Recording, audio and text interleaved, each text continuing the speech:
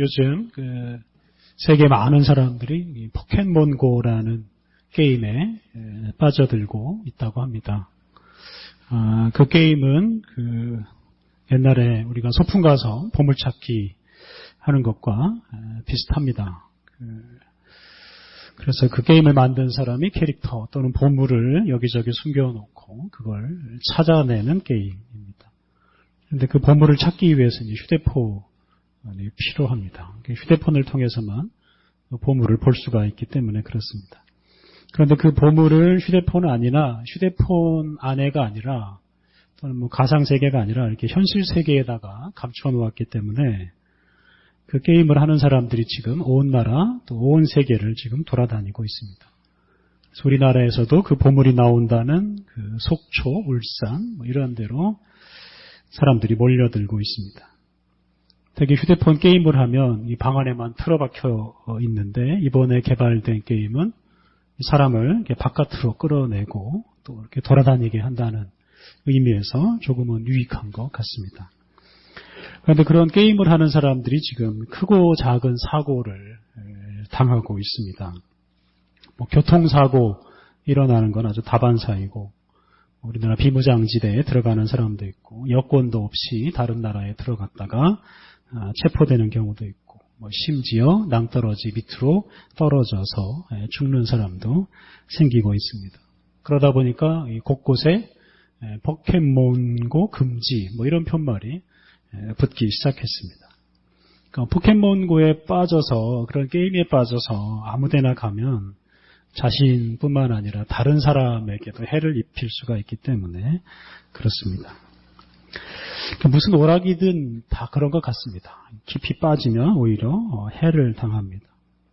그런데 오락이라는 것에는 중독성이 있어서 한번 오락에 빠지기 시작하면 쉽게 빠져나오기가 어렵습니다. 그래서 휴대폰 오락에 빠져서 인생을 망친 사람 사실 한둘이 아닙니다. 그래서 어떤 사람이 어떤 오락에 흥미를 느껴서 그 오락을 하기로 선택을 할 수 있습니다. 그런데 그렇게 시작한 오락을 중단하는 것은 참 어렵습니다. 그러니까 그만두고 싶을 때 단번에 중단하면 좋을 텐데 그게 마음대로 안 됩니다.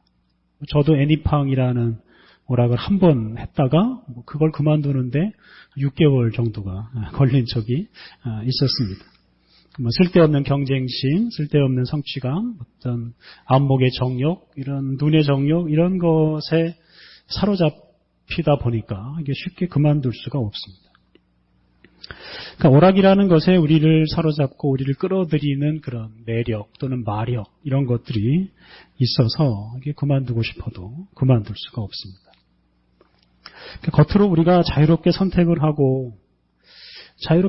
해서 이것을 하고 저것을 그만두고 하는 것처럼 보이지만 실상은 그렇지 않고 뭔가에 우리가 얽매여서 또는 이끌려서 하는 경우가 많습니다. 대학이나 직장에 들어가는 것, 심지어 결혼처럼 중요한 일도 뭔가 자신의 선택이 아니라 어떤 것에 이끌려서 하는 경우가 많습니다. 이 재벌가 사람들을 자세히 살펴보면 이 사람들에게는 직업 선택의 자유 또는 혼인의 자유 이런 것들이 사실상 없다고 볼 수도 있습니다. 다들 돈에 이끌린 선택을 하기 때문입니다. 요즘 롯데라는 대기업에서 경영권을 두고 두 형제가 1년 넘게 싸움을 벌이고 있습니다. 그런데 두 형제만 싸우는 게 아니라 가족들이 편을 나눠서 서로 편들어주고 서로 싸우고 있습니다. 그런 중에 이제 감옥에 들어가는 사람까지도 생기기 시작했습니다. 만약에 그 집안에 돈이 좀 없었더라면 그런 돈에 이끌리는 선택을 하지 않았을 것이고 가족 간의 그런 싸움도 일어나지 않았을 것입니다. 그러니까 돈에도 이런 매력, 이런 마력 같은 게 있습니다. 그러니까 돈을 자기 마음대로 할 수 있는 것처럼 그렇게 우습게 돈을 생각하면 안 됩니다. 우리가 돈을 좌지우지하는 게 아니라 사실 돈이 사람을 좌지우지하는 경우도 많이 있습니다. 나중에 돈 많이 벌면 좋은 일 하겠다는 사람치고 좋은 일 하는 사람이 사실은 없습니다. 왜냐하면 돈을 버는 과정에서 돈에 빠지고 돈의 노예가 되는 일이 생기기 때문에 그렇습니다. 그러니까 지금 당장 돈을 제대로 사용할 줄 모르면 나중에는 더 제대로 사용할 줄 모르게 됩니다. 오늘 읽은 이 누가복음의 돈 문제로 고민하다가 예수님을 찾아온 한 사람이 있습니다. 그 사람이 예수님께 이런 부탁을 합니다. 선생님, 우리 형이 아버지 유산을 다 차지하려고 합니다. 선생님께서 잘 좀 말씀해 주셔서 그 유산을 저에게도 좀 나누어 주게 해 주십시오. 이런 부탁을 합니다. 그러니까 아버지가 물려준 재산을 두고 이 사람이 지금 형과 재산 싸움을 벌이고 있습니다. 지혜로우신 예수님께서 그 문제를 해결해 줄 것이라고 생각을 하고 자기 집안 재산 문제에 좀 개입해달라 이런 부탁을 하는 것입니다. 그때 예수님께서 그 요청을 거부하십니다. 14절 이 사람아 누가 나를 너희의 재판장이나 물건 나누는 자로 세웠느냐. 그러니까 당신을 이 재산 분쟁 해결하는 전문가로 보지 말라. 나는 그런 사람이 아니다. 이렇게 단호하게 말씀하십니다. 예수님에게 이런 재산 분쟁을 해결할 수 있는 지혜가 있을 수도 있습니다. 예수님에게 그런 지혜가 얼마든지 있을 수가 있습니다. 그런데 예수님께서는 굳이 그런 일을 하시려고 하지 않습니다.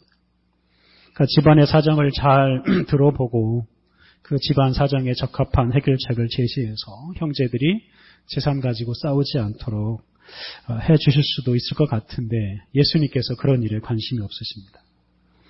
예수님께서 우리에게 돈을 잘 벌 수 있는 방법, 그 돈을 잘 나누는 방법 이런 걸 좀 알려주시면 좋을 것 같은데 예수님께서는 아주 단호하게 나는 재산에 관심이 없다 이렇게 말씀을 하십니다. 예수님께서 이렇게 재산에 관심이 없다고 말씀하신 것은 재산을 모으고 재산을 나누는 것보다 더 본질적인 문제가 있기 때문입니다. 아버지 유산 문제로 싸움을 벌인 이 형제들은 다른 또 재산 문제가 생겼을 때도 반드시 싸우게 되어 있습니다.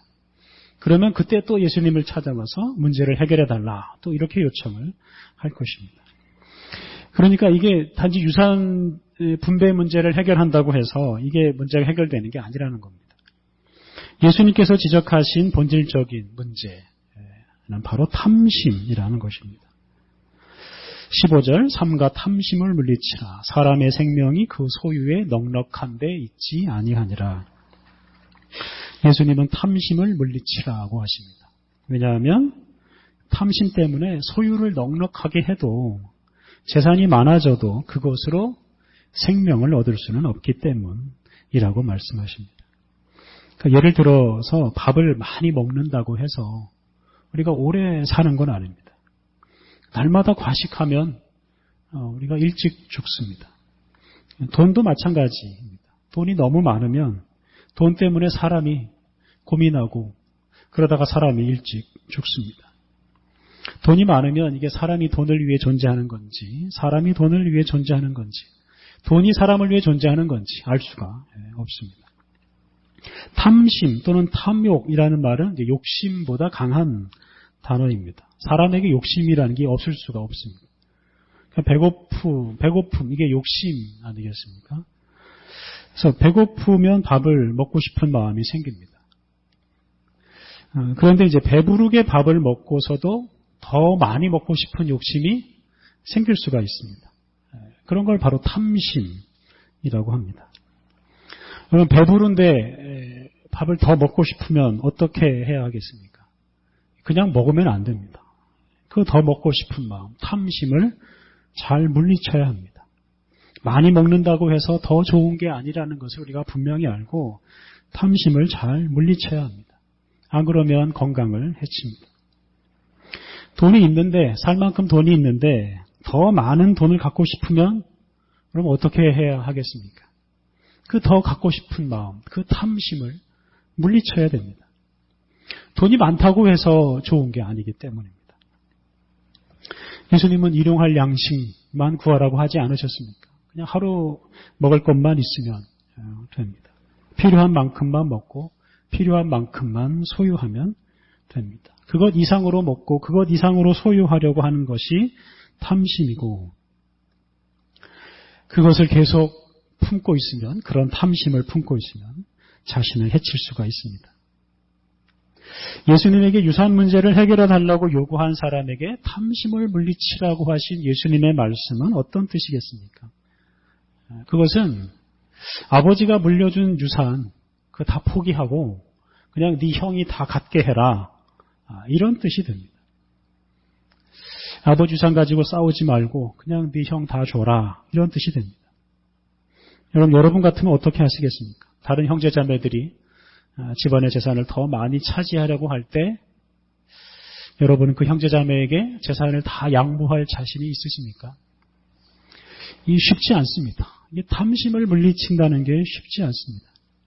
그래서 예수님께서 이 탐심을 잘 물리칠 수 있도록 한 가지 이야기를 더 들려주십니다. 예수님께서 한 부자 이야기를 말씀하십니다. 옛날 부자는 대개 땅 부자입니다. 농사지을 땅이 많은 사람이 부자입니다. 본문 속의 부자도 땅이 많은 부자이고 그 많은 땅에서 자기 집에 있는 창고에 다 쌓을 수 없을 만큼 많은 곡식을 거두었습니다.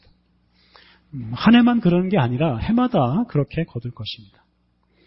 여러분, 이렇게 정말 창고에 다 쌓을 수 없을 만큼 많은 곡식을 거두었을 때 여러분은 어떻게 하시겠습니까? 부자의 생각을 한번 들어보십시오. 부자가 속으로 말합니다. 18절, 내가 이렇게 하리라. 내 곶간을 헐고 더 크게 짓고 내 모든 곡식과 물건을 거기 쌓아두리라. 또 내가 내 영혼에게 이르되 영혼아, 여러 해 쓸 물건을 많이 쌓아두었으니 평안히 쉬고 먹고 마시고 즐거워하자 하리라.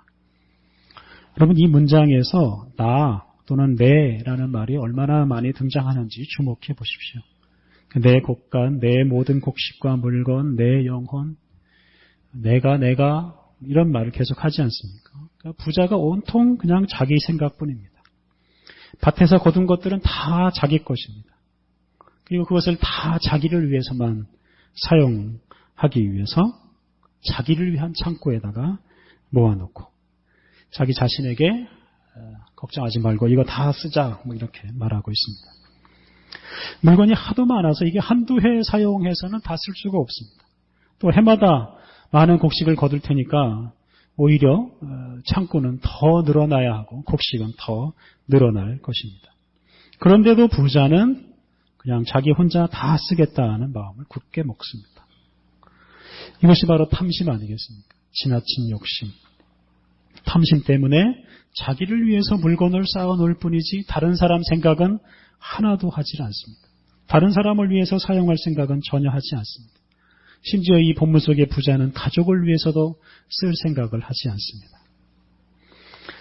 그러면 결국 부자는 이 창고를 해마다 계속 져야 될 테고 농사지을 땅만큼이나 이 창고가 늘어날 것이고 이 부자는 그 창고 관리하느라고 인생을 허비할 수도 있을 것입니다.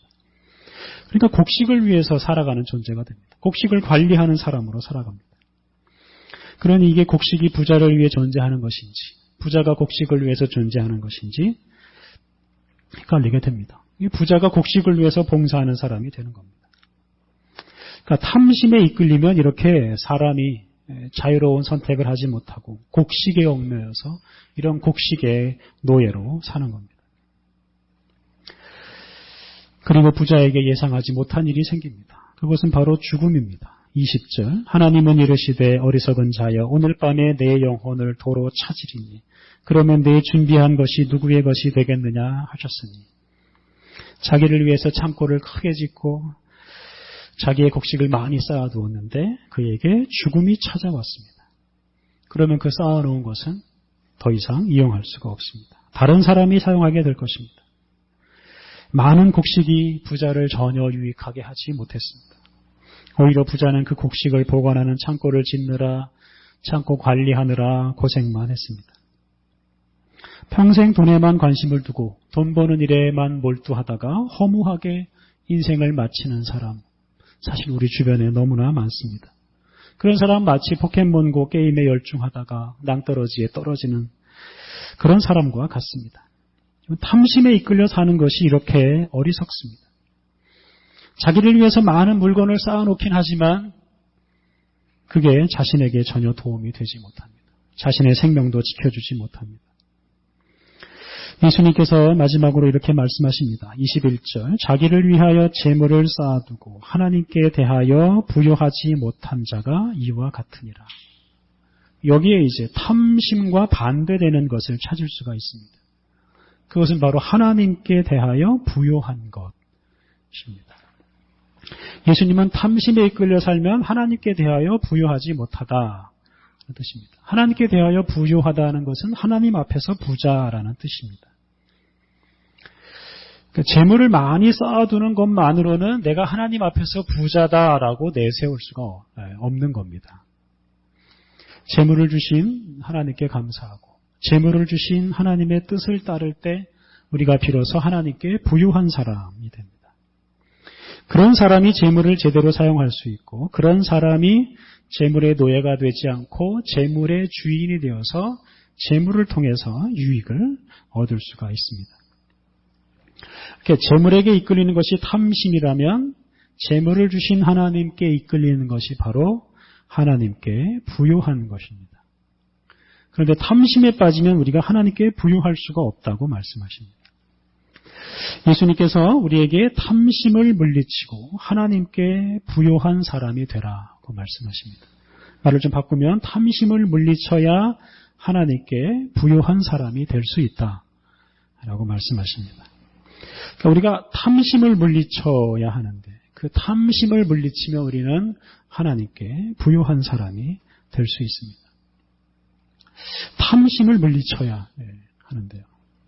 탐심을 어떻게 물리칠 수 있는지 호세아서 말씀을 통해서 묵상해 보고자 합니다. 이 호세아서에서 우리가 주목할 것은 탐심만큼이나 강하게 우리를 이끄는 것이 있다는 겁니다. 그것이 바로 하나님이십니다. 그러니까 우리가 탐심에 빠져서 재물의 노예가 되지 않도록 그것보다 더 강하게 하나님께서 우리를 이끌어 주시고 있다는 겁니다. 오늘 읽은 호세아서는 하나님을 부모로 그리고 이스라엘 민족을 자녀로 비유하고 있습니다. 우리가 지난주에 읽은 1장 말씀은 하나님을 남편으로 이스라엘을 아내로 비유하였습니다만 1절부터 3절 말씀을 보면 하나님께서 이스라엘을 낳으시고 기르셨다라는 표현이 나옵니다. 자녀처럼 하나님께서 잘 양육을 하셨는데요. 그 양육할 때 4절을 보면 아주 중요한 표현이 나옵니다. 호세아 11장 4절 내가 사람의 줄, 곧 사랑의 줄로 그들을 이끌었고 그들에게 대하여 그 목에서 멍에를 벗기는 자같이 되었으며 그들 앞에 먹을 것을 두었노라. 세번역 성경으로 보면 이렇습니다. 나는 인정의 끈과 사랑의 띠로 그들을 묶어서 업고 다녔으며 그들의 목에서 멍에를 벗기고 가슴을 헤쳐 젖을 물렸다. 하나님께서 이스라엘 민족을 이렇게 사랑의 줄로 묶어서 당신과 떨어지지 못하게 하시고 그 당신의 젖가슴을 풀어헤쳐서 이스라엘을 먹이셨다.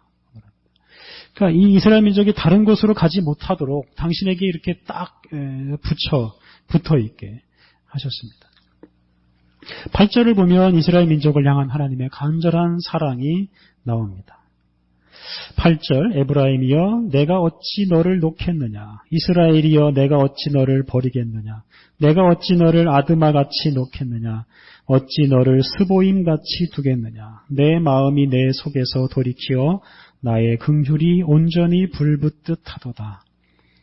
세번역 성경으로 다시 한번 읽어보겠습니다. 에브라임아 내가 어찌 너를 버리겠느냐 에브라임아 내가 어찌 너를 원수의 손에 넘기겠느냐 내가 어찌 너를 아드마처럼 버리며 내가 어찌 너를 스보임처럼 만들겠느냐 너를 버리려고 하여도 나의 마음이 허락하지 않는구나. 너를 불쌍히 여기는 애정이 나의 속에서 불길처럼 강하게 치솟아 오르는구나.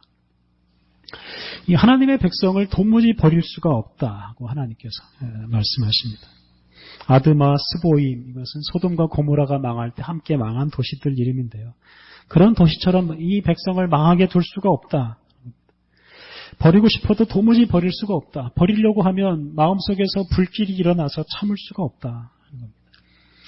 이게 바로 부모의 심정이 아니겠습니까? 이 부모가 자녀를 어떻게 버립니까?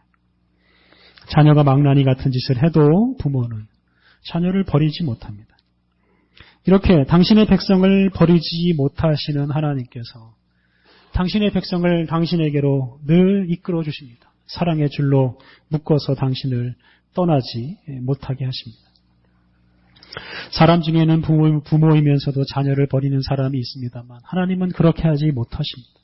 당신이 창조하시고 선택하시고 부르신 당신의 백성, 당신의 자녀를 결코 버리지 못하십니다.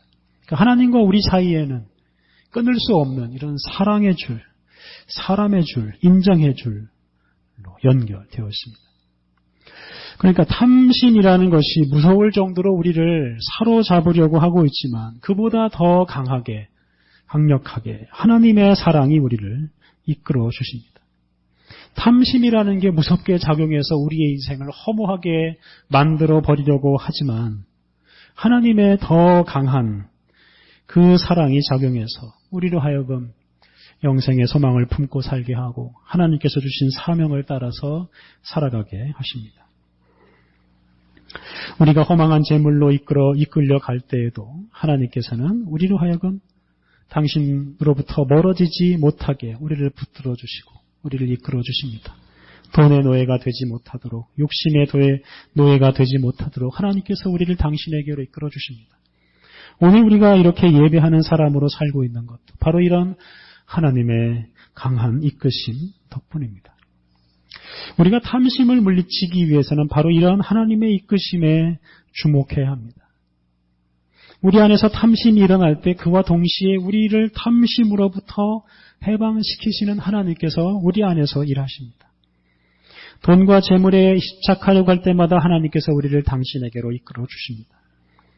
우리가 그런 하나님의 이끄심을 깨닫고 우리가 그 이끄심에 순종해야 합니다. 오늘 우리가 이렇게 예배의 자리로 나온 것처럼 매 순간마다 우리를 이끄시는 하나님께 순종해서 하나님께로 더 가까이 나아가야 합니다. 그렇게 함으로써 우리가 우리 안에서 일어나는 탐심을 물리칠 수가 있습니다.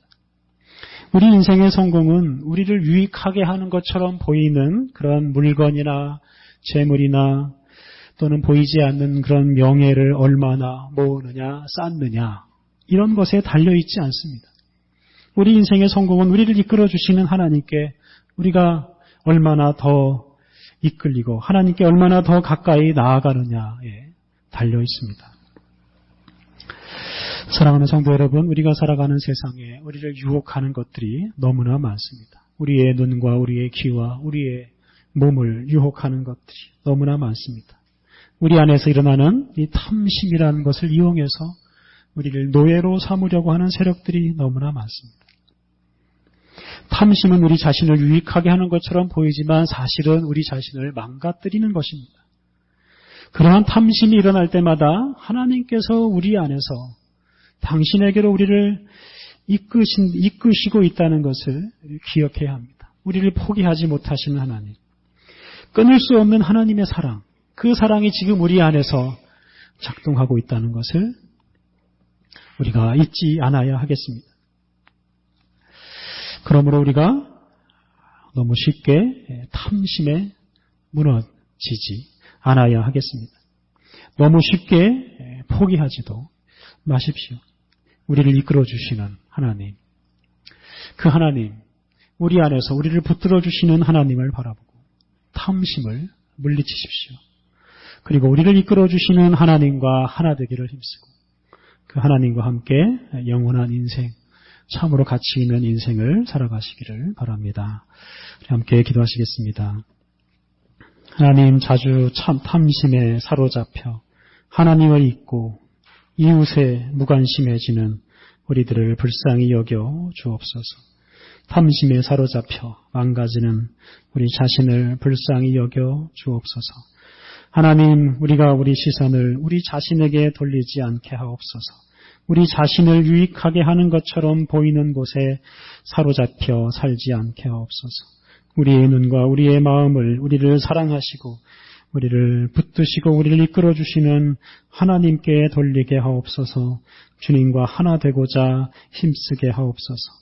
그리하여 주님께서 주시는 용기와 소망을 가지고 모든 더러운 욕심을 물리치고 오직 주님의 사랑에 이끌려 거룩하고 영원한 인생을 살아가게 하옵소서. 예수님의 이름으로 기도드립니다. 아멘.